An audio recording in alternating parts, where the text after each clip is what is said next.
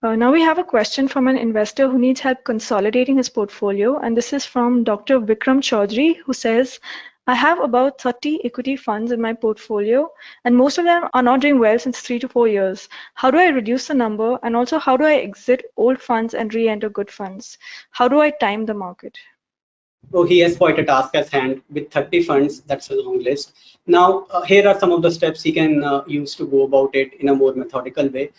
The first thing is to check out how many how many funds he has with a very narrow investment mandate. For instance, funds like sector funds or thematic funds, those could probably be the first ones that he can consider dropping out of his portfolio. Once he's done that, the next thing is to go after the fund holdings which have very small allocation, say less than 5%. If he cannot find a very compelling reason about why they should continue to be in his portfolio, it is better to drop them.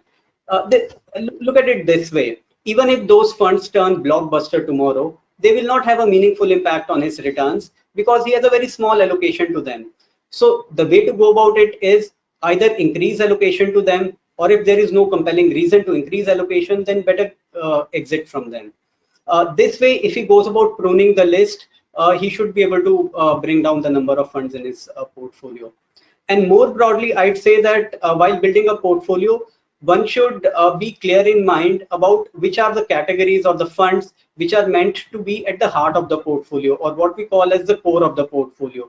These are typically categories like multi-cap, large and mid, value-oriented funds. These kind of funds, he can look to have an allocation of about 20 to 25% in each of the holdings that he wants to hold.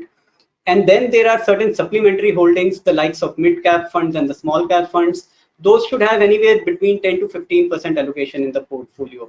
Once he follows this kind of a practice, then it should be possible to build out a relatively more concise portfolio where each fund has a meaningful position and yet it is diversified enough.